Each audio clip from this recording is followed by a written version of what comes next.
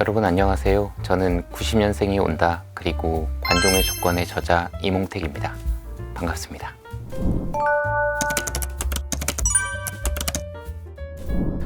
네, 저는 최근에 제 이름 그리고 책 제목을 검색합니다.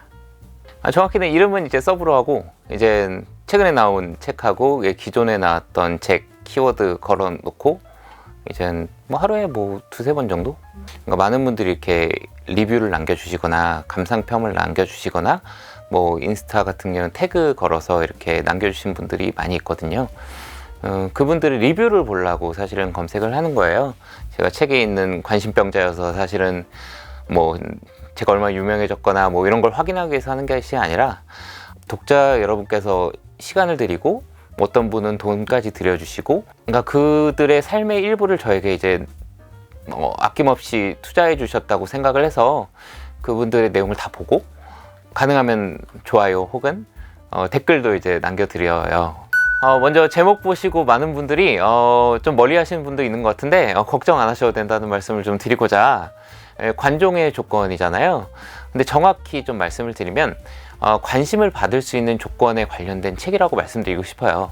근데 저희가 알고 있는 관종이라는 것은 이제 관심 종자의 약자로서 사실은 관심을 받고자 무리수를 두거나, 그러니까 남에게 피해를 주는 부류들을 이제 나쁘게 표현을 하는 거잖아요. 혹시 비하하거나 아니면 뭐 배척하거나.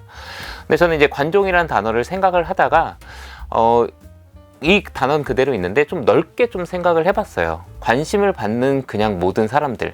그래서 이게 관심 추종자.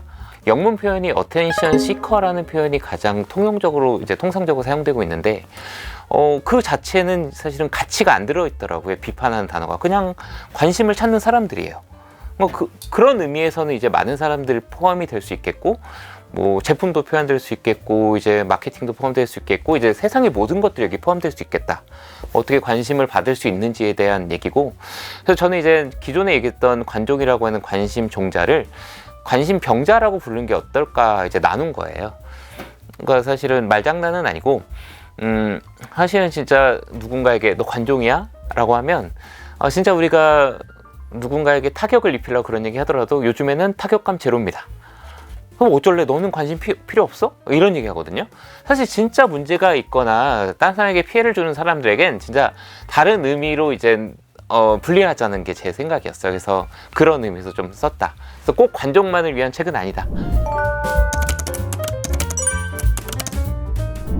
대부분 저장이라고 하는 것은 스크린샷, 그러니까 저희가 얘기하는 캡처, 화면에 있는 캡처를 하루에 한 50에서 100건 정도 하는 것 같은데, 많은 분들이 이제 포털 사이트나 아니면 이제 정보를 이제 많이 얻잖아요. 그럼 거기서 제가 모르고 있던 정보들도 굉장히 많고, 또 하나 최근에 이제 관심과 관련해서 이제 부정적 관심을 받기가 굉장히 쉬워졌다는 생각을 했어요. 예를 들면 뭐 SNS에 내가 말실수를 하거나 아니면 TV에 나와서 어쩌고저쩌고 뭐 층간소음을 일으키거나 이러면 사실은 예전에는 그냥 넘어갈 수 있었는데, 뭐 이런 것들이 이젠 뭐 방송에서 퇴출당하고, 말실수 한 번으로 이젠 돌이킬 수 없는 걸로 돌아오고, 잘못해서 사과를 하면 이제 사과를 받아들이지 못해서 변명하냐, 퇴출이다, 이런 거 등 되게 많잖아요. 그러니까 그런 것들을 이제 특별히 책을 쓰기 위해서가 아니라 그냥 관심이 있어요. 그래서 캡처하고 거기에 대한 이제 네티즌들의 반응 있잖아요. 댓글이라고 하는 것들도 다 캡처해서 남겨놓습니다. 나중에 이제 모아보면 이제 이런 것들에 대해서 더 공부할 수 있게 되고, 이건 왜 그런지에 대해서 찾아볼 수 있게 돼서 하고, 이제 사람들이 점차 좋아요를 누르고 내가 좋아하는 것에 추천을 받고 알고리즘에 더 좋아하는 것들을 많이 소비하고 할수록 내가 좋아하는 것만 보게 돼 있어요.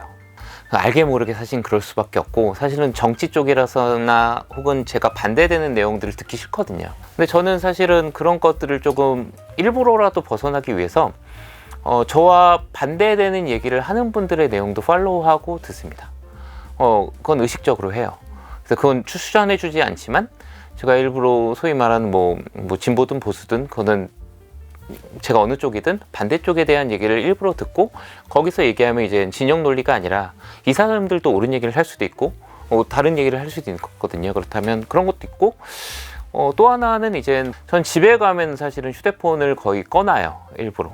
왜냐면 요즘 회사를 안 다해서 연락을 안 오는 이유도 있지만 사실은 너무 이제 저도 중독이 될 수밖에 없기 때문에 일부러 꺼두고 비반응 미디어인 책이라던가 이런 것들을 일부러 더 노출을 하죠. 왜냐면 그거는 다른 사람들이 보지 않는 것을 볼 수 있거든요. 네. 제가 가장 많이 찍는 사진은 산, 자연, 동물. 저희 뒷산 많이 찍습니다. 저희 집 아파트 바로 뒤에 한 10m 가면 이제 북한산이에요.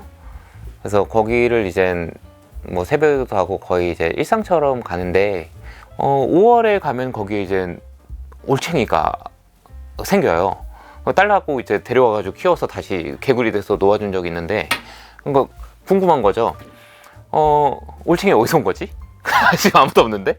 그러니까 이런 것들이고, 그러니까 잘 몰랐는데 이제 한 2년 동안 걷다 보니까 우리가 이제 자연 안에 산다는 것이 좀 느껴지기 시작했어요. 그래서 똑같은 거리를 보통 가거든요. 가면 여기 안 폈던 꽃들이 여기에 피게 되고 좀 찾아보게 되고, 네, 그러고 이제 가볍게 이제 1시간 정도 올라가면 이제 사진을 이제 찍을 수 있어요. 이제 파노라마로 찍어서 이제 인스타에 가끔 이제 스토리 같은 데만 올리거든요. 1시간 갔다가 찍고 내려오고, 거기서 있는 찡들 사진이 뭐 이런 것들이거든요. 파노라마 찍으면 사실 이렇게. 요거는 이제 30분 올라가면 찍을 수 있는 데고, 여기 1시간 올라가면 더 멋진 데가 나오는데, 예. 여기 딱 가면 이제 왼쪽이 이제 비봉 쪽인데 여기 박스에서 절대 안 올라가고, 여기까지 딱 올라가는데 여기 뒤에 이제 구기동 이제 청와대 이쪽 보이고, 보면 이제 제가 해질 때 올라간 거거든요. 4시, 5시 이때쯤에. 근데 이제 뭐 이게 어렵게 막 진짜 등산복을 입고 올라가지 않고 그냥 운동화만 하시고 올라갔다가 1시간 걸려도 내려오고 이런 건데, 저는 이제 나중에 돈을 500억이든 100억이든 못 벌겠지만 그냥 인생에서 가장 정점이라고 생각합니다. 너무 좋거든요. 그러다가 이제 빨리 애기 어린이집 데리러 가는데 이런 것들 너무 이런 인생 되게 좋다고 생각합니다. 가끔 책 쓰고. 네. 저희 첫째 딸 만 3살인데 그 아이가 하는 말들을 적어놔요. 한 줄씩. 하루에 이제 일기는 아니고 일지식으로 해서 아이가 어떤 재밌는 얘기 혹은 의미 있는 얘기를 했다 하면 이제 그렇게만 적어뒀거든요. 뭐 이런 것들이죠. 이제 얼마 전에 같이 이제 어린이집 데려다 주는 게 저희 되게 좋은 낙인데, 가는데 이제 꿀벌을 키우고 싶다고 하더라고요. 걔들한테 이제 꿀을 사가지고 주면서 키우고 싶다고. 그래서 제가 꿀은 걔네가 만드는 거야. 이제 충격받아가지고 이제 가끔 이제 뭐 아빠 냉장고에 먹이가 없어 뭐 이런 얘기예요. 그래서 이런 이제 약간 서툴지만 이런 게 너무 귀엽고, 그러니까 아이가 굉장히 빨리 자란다는 건 많은 부모님들이 느끼실 텐데 그런 것들을 좀 잊고 싶지 않아서 적어놔요. 일어났을 때 하는 루틴은, 제가 의도적으로 하는 루틴은 한 가지 있어요. 제가 보통 아이들보다 일찍 일어나서 거실에 나와 있어요. 그럼 이제 딸들이 이제 일어나서 아빠가 집에 있는 거 알아요. 출근 안 하고. 그럼 이제 나와요. 이제 기어서 나와서 봐서 이제 아빠가 있는 거 나오는데, 그때 이제 안아주면서 이제 다시 만나서 반갑다고 얘기를 해줍니다. 다시라는 이유는 뭐 예를 들면 많은 분들이 자식이 크면 아기 때 좋았다, 정말 이뻤다 이런 얘기 많이 하시잖아요. 근데 저는 차라리 의식적으로 한번 죽었다가 돌아왔다고 생각을 하고 있어요. 그래서 이 딸들을 다시 가장 이쁠 때 본 거예요. 그렇게 생각하고 의식적으로 행동을 하다 보니까 루틴으로, 그러면 이제 더 소중해요. 이 하루하루가 사실은 돈을 버는 이제 막막하고 팍팍한 생활 속에서 그 자체가 너무 좋아요. 좀 이유도 사실은 제가 옛날 회사 다닐 때 아이가 첫째 아이가 1살이었는데 그때 제가 아팠거든요. 보통 아이가 아프는데 제가 이제 폐렴 걸려서 아파서 약간 죽음의 문턱을 잠깐 터치만 하고 온 적이 있는데 그때 많이 깨달았어요. 그래서 이제 그때 육아휴직을 했었고, 그 다음부터 이제 지금도 육아휴직 3-4년 차인데 그러니까 지금 책 쓰는 것도 중요하지만 사실은 아이들과 함께하는 이 소중한 시간을 좀 더 충만하게 지내려고 해요. 그래서 사진도 잘 안 찍어요. 그러니까 사진을 찍는 것보다 그냥 그 자체를 제 기억에 남기고 싶고, 그러니까 재밌는 얘기만 메모하는 정도만 이제 하는 거예요.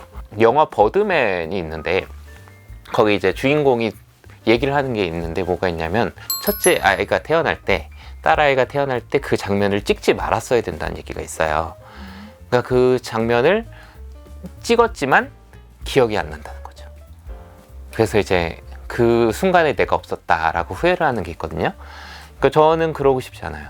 이 시간을 그냥 충만하게 지내는 게 제가 목표입니다. 그래서 이제 가끔 책 쓰고, 그러다 이제 아이들과 이제 신나게 이제 놀아주기보단 같이 놀고, 이렇게 살면 성공한 인생 아닐까, 소위 말하는데 행복한 인생 아닐까 생각합니다.